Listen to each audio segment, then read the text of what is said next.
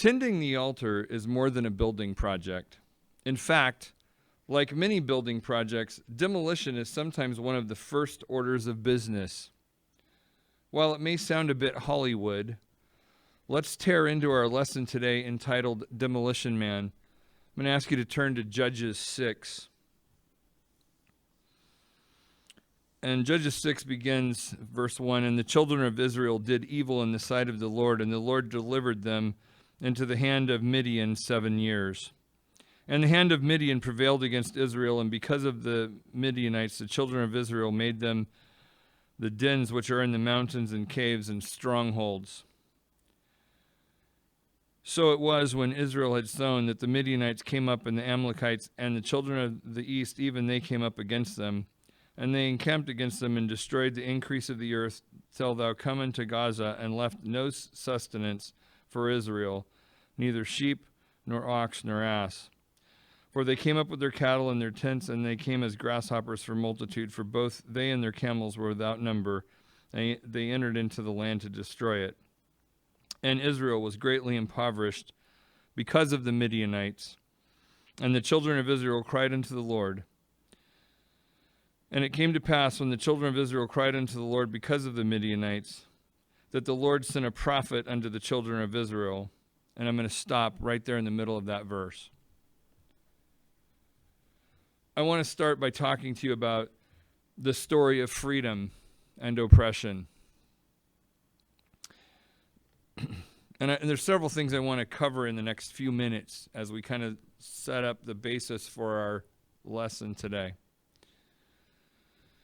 I want to talk about the lesson today and this media, the ability to have online Sunday school and the attempts to go back to live Sunday school here in our church. And we'll probably be doing live sometime in the fall.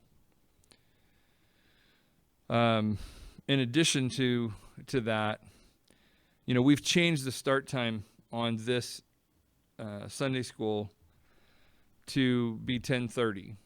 And we did that a few weeks ago. And that's in preparation for going back to a live schedule. We're looking at how to put the live schedule together and have time for people to transition between the Sunday school area and the main sanctuary and start church on time and end church on time and all that stuff.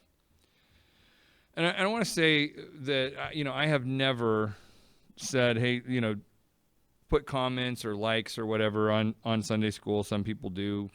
Not a whole bunch of you tend to comment, and that's fine. But I would simply say this. It would be helpful if on some of the stuff that the church is doing on social media, if you could actually, make a comment here or there, that you could add your likes here or there. It would help us with distribution. It would help us with kind of metering how much or how little the lessons and things are to you, the services are to you online. And if you would share them, that would really help with the distribution side of things. There's some changes we've had to make over time on how we distribute things a little bit, and we've got a few more to do. And so when you share something, it helps us immensely. And if that sounds like a commercial, it's not. I'm just trying to tell you exactly what we're dealing with and how we're dealing with it.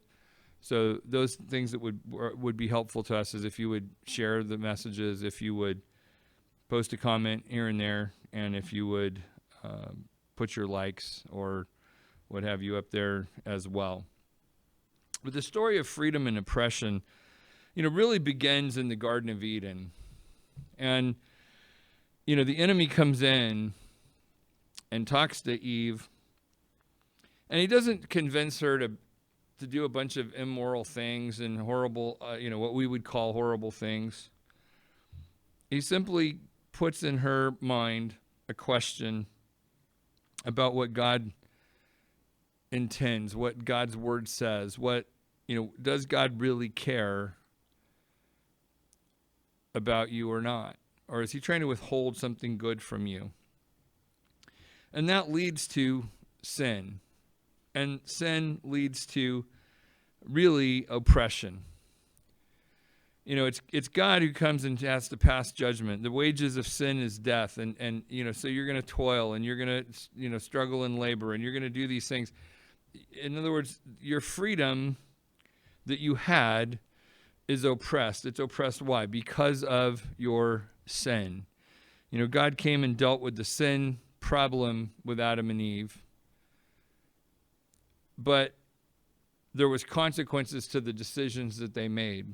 And within God, there's freedom. The enemy always brings oppression.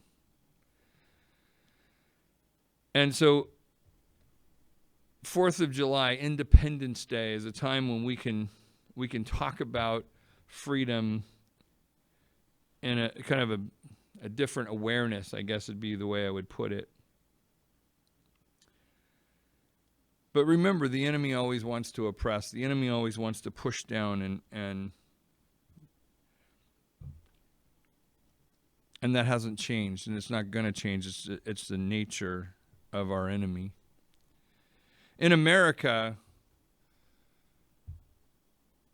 Independence Day, it really derives from an oppressive king in England that led to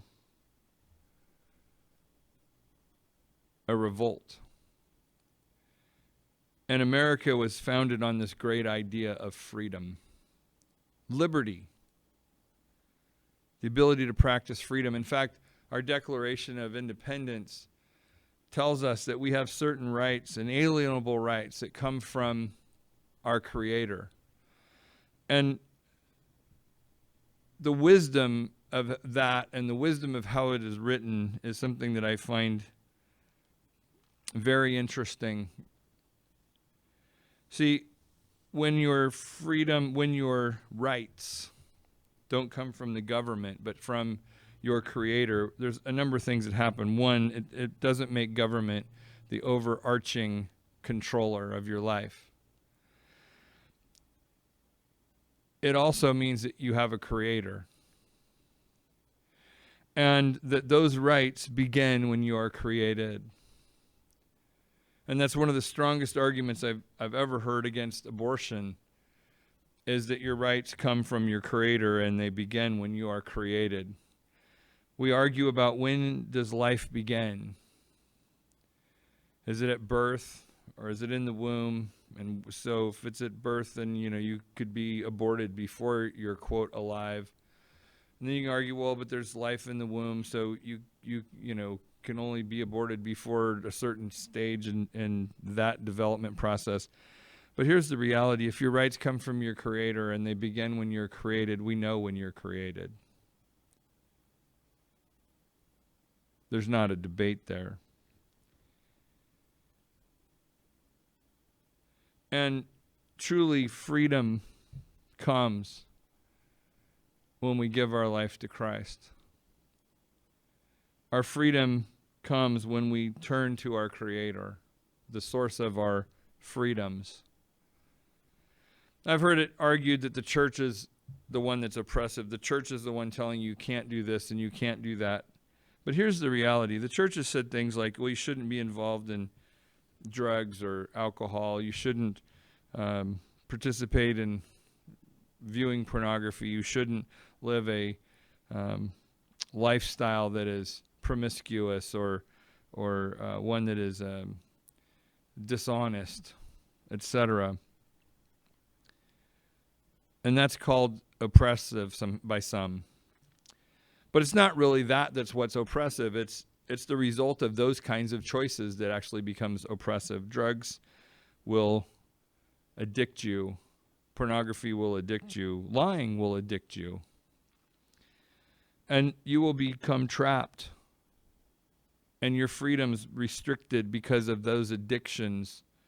Those things that you have to have more and more and more of in order to maintain will oppress and hold you down. Meanwhile, God offers freedom from those things.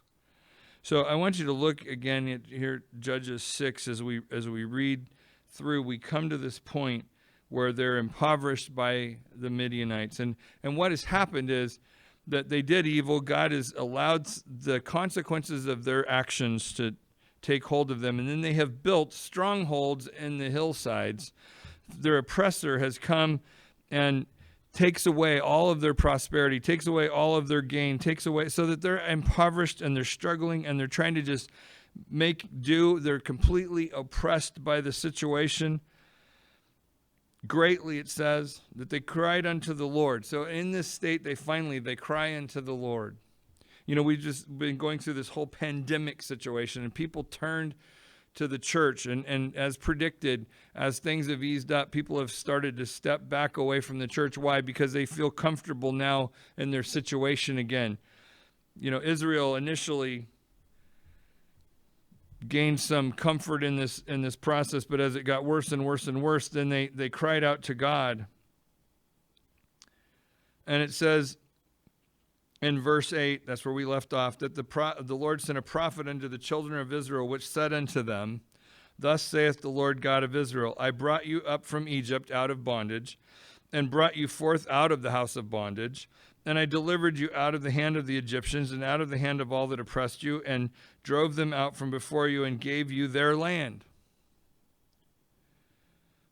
Gave you your freedom. And I said unto you, I am the Lord your God. Fear not the gods of the Amorites in whose land you dwell, but you have not obeyed my voice. And there came an angel of the Lord and sat under an oak, which was in Ophrah, and there pertained unto Joash the Azarite, the Abizarite, I'll get it right, and his son Gideon threshed wheat by the winepress to hide it from the Midianites. So we're at the winepress now. And Gideon is trying to yield some food, some sustenance, threshing wheat in the winepress, in the vat, out of sight, so that the Midianites don't even see it, because if they see it, they're going to take it. Oppressed and hiding. And the angel of the Lord appeared unto him and said, The Lord is with thee, thou mighty man of valor. And I've talked about this verse on a number of occasions, most recently about a year ago. Here, mighty man of valor, hiding in the wine vat.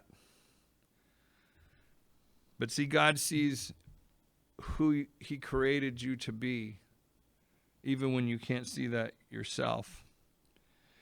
And Gideon said unto him, O my Lord, if the Lord be with us, why then is all of this befallen us? How come we've had to deal with the consequences of our choices? And where be all his miracles, speaking of God, which our fathers told us of, saying, Did not the Lord bring us up from Egypt? But now the Lord hath forsaken us and delivered us into the hands of the Midianites. See, the Lord sent a prophet, and then the angel of the Lord came. The Lord sent a prophet. The prophet comes and tells you what God is trying to say, what God is saying to you. One of the problems that we have, I think, in churches today is there, you know, I was talking earlier about the content and streaming live and all that kind of stuff and recorded video. We have so many things to choose from. And you could, you know, I don't even need to go to church right now, or I don't need to worry about what my church is doing right now, or what the church I used to go to is doing right now. I can see the best of the best, and there's nothing wrong with getting good teaching. There's nothing wrong with good worship music. In fact, there's something great about setting an atmosphere in your home or in your car where you're inviting the presence of God in. But do not disparage, do not neglect the word that God is giving the people in your church leadership for you, for his people, in a given body, in a given place, at a given time. It's extremely important. God is speaking. We need to be listening. God is speaking. We need to be obeying what God is saying if we want to see freedom.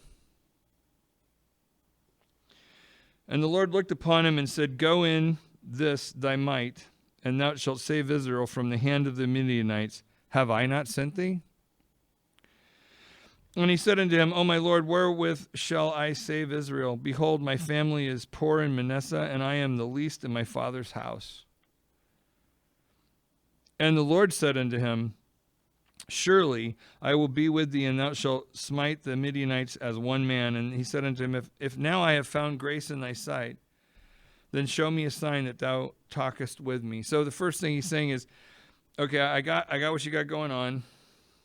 So now we got to kind of work out the details of what's happening, make sure I'm not hallucinating. He says, Depart not hence, I pray thee, until I come unto you and bring forth my present and set it before thee. And the angel said, I will tarry until that you come again. And so Gideon leaves. It says, And Gideon went in and made ready a kid and an unleavened cake of an ephah of flour, and the flesh he put in a basket, and he put the broth in a pot and brought it unto him under the oak and presented it. And so he went and got his praise, if you will, his thanksgiving offering. And the angel of the Lord said unto him, Take the flesh and the unleavened cakes and lay them upon this rock and pour out the broth. And he did so. So the angel says, I got the sacrifice. Now let's put it on an altar. That rock will do.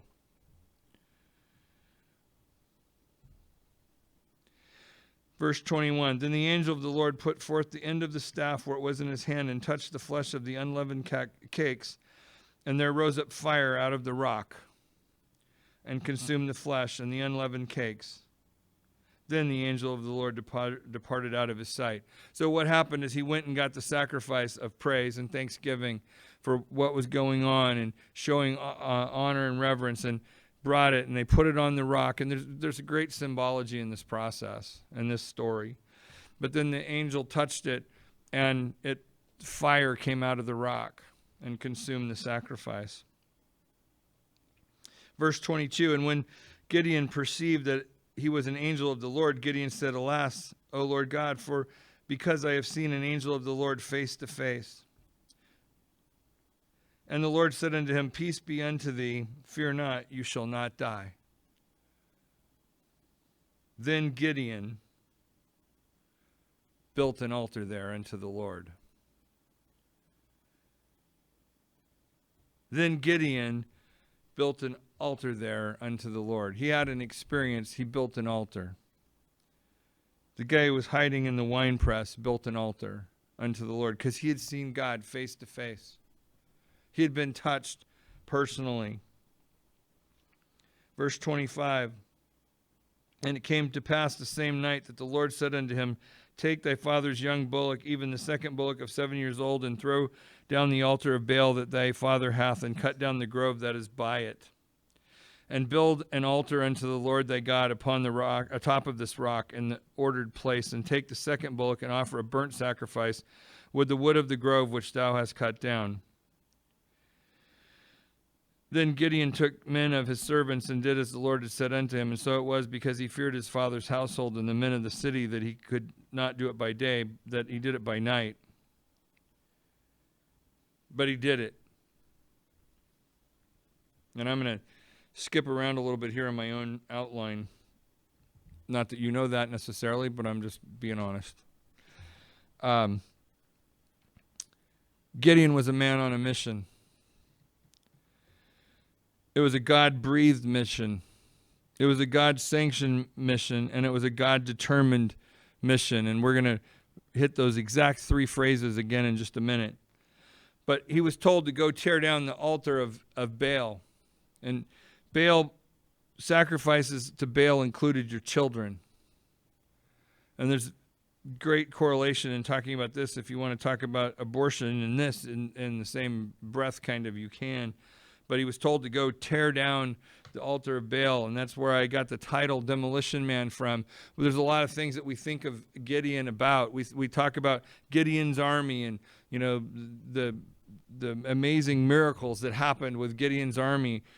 And we even talk about the first part of the story with him hiding behind the winepress and whatnot. But sometimes we forget this little passage right here where Gideon went and tore down the altars of Baal. They had built these altars. This was on his dad's property. They had built these. This was part of the oppression of the Midianites. They were sacrificing their children. They were losing all their increase. Everything that could go wrong to oppress you and push you down was happening. And in America, we have a country that was founded on God, and yet we have handed all of these things off to feel-goodism. We've made up all these different things that we go along. The churches have been silent while abortion's gone on. The churches have been silent and not stood up and screamed when they were being accused falsely of things. We have allowed the oppression to take place and push down on our country. We have done evil in the sight of the Lord. We need God. We need to turn from our wicked ways. And this is part of that process. Gideon went and tore down the altar of Baal.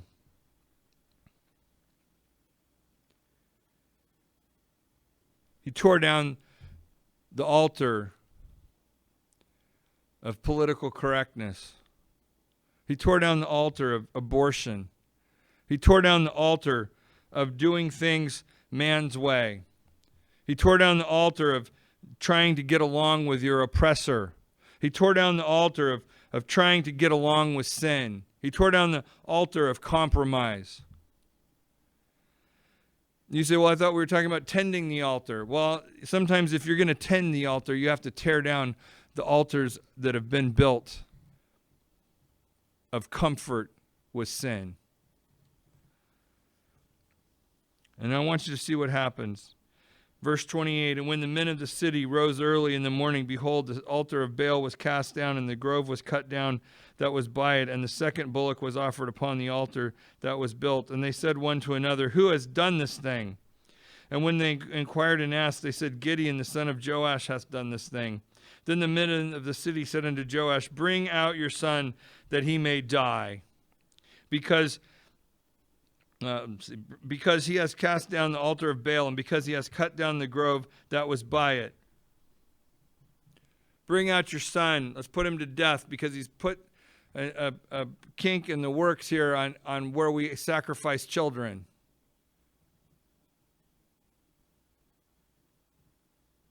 We're not happy. You've made us uncomfortable.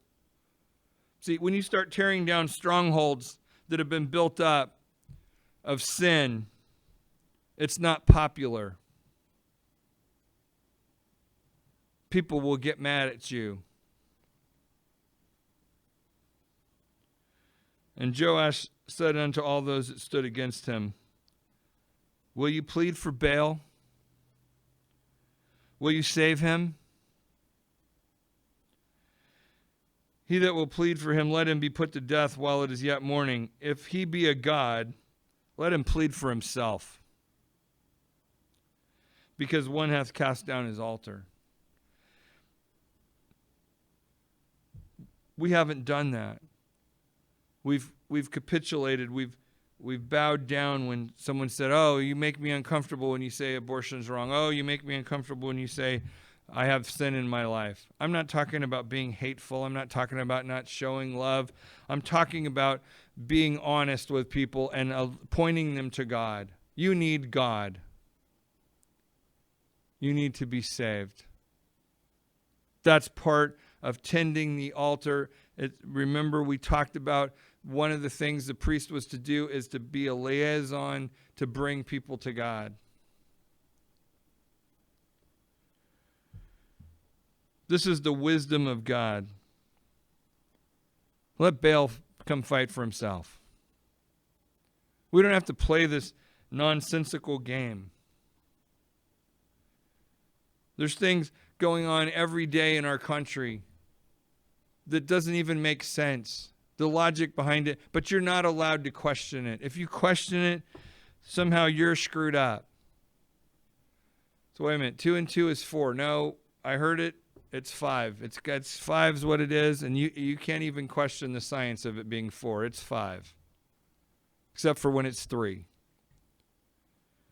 That's just nonsense. There's godly wisdom. Let Baal come fight for himself. I could go on and probably get in trouble and get messed up on social media or something, but I'm also running out of time. So Therefore, on that day he called him Jerubbaal, saying, let Baal plead against him, because he hath thrown down his altar. Then all the Midianites and the Amalekites and the children of the east were gathered together and went over and pitched in the valley of Jezreel. But the Spirit of the Lord came upon Gideon. He blew a trumpet, and Abiezer was gathered after him. And he sent messengers throughout Manasseh, who also gathered after him. And he sent messengers unto Asher and unto Zebulun and unto Naphtali, and they came up to meet him. And Gideon said unto God, if thou wilt have save Israel by my hand, as thou hast said, behold, I will put out a fleece. And we could go into the whole fleece situation, but I want you to understand what happens. God has given Gideon a message and a mission. And he is now verifying that the word he's been given, and he's verifying the word that he's about to speak. But he's taking and being obedient to God. We need to make sure that we verify the words that God has given us, so that we're not giving people words that are just based on the pizza that I ate last night, or based on a feeling that I have, or a wish that something I want to wish for. But I need to be hearing from God. I need to verify the word with God. God, I need you to verify that word for me so that I speak correctly. Make sure I'm hearing your voice right. We also need to verify the word we're getting ready to speak. You need to know it's God before you say it's God. Gideon blew the trumpet, which was a sound of resistance to what had been going on.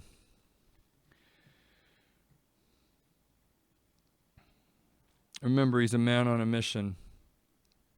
We know the story of how he came to have his army and how he came to go out and win in battle. We know it all so well. But Gideon was a man on a mission that was God-breathed. God had told him what to do. God had given him the mission. It wasn't popular. It was going to involve tearing down things people were comfortable with. But it was God-sanctioned. In other words, God said, this is what needs to happen in order for you to have the blessing that I want to have for you. This is the mission that you need to take in order to have freedom. It wasn't popular. They wanted to kill him over it. But there's some godly wisdom that comes into that situation through his dad. And here's the other thing. It was God determined. This mission the outcome had been determined. God already knows how it's going to turn out.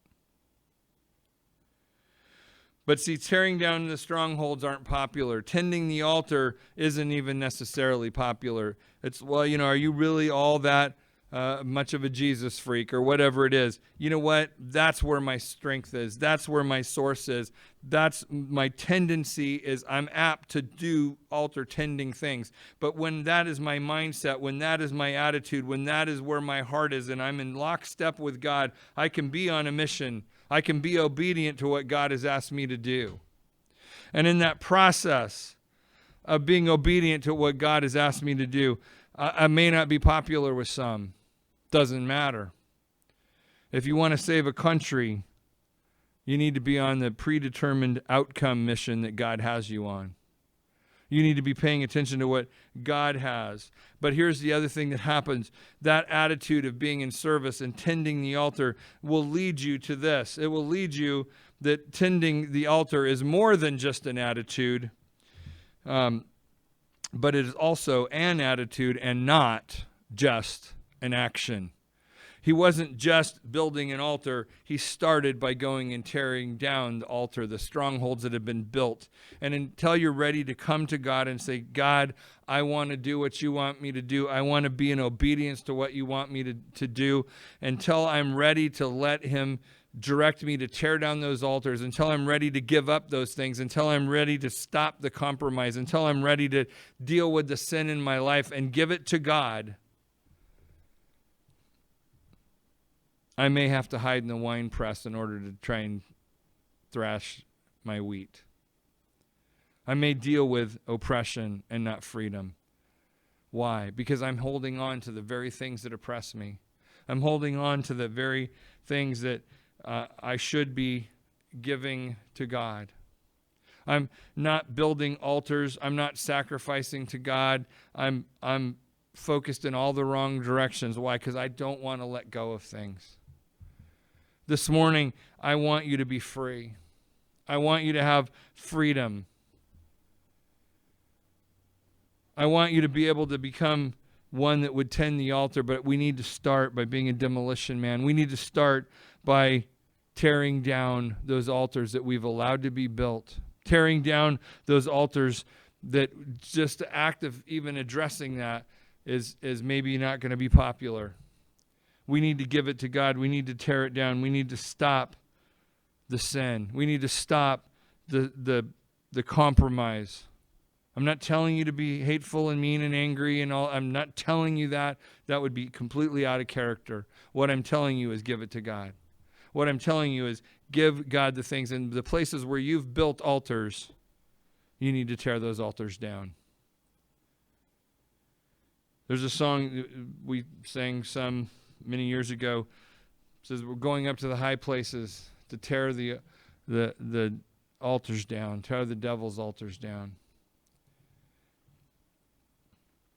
The high places that are in our minds sometimes. You need to change the way you're thinking about some of those altars you've built.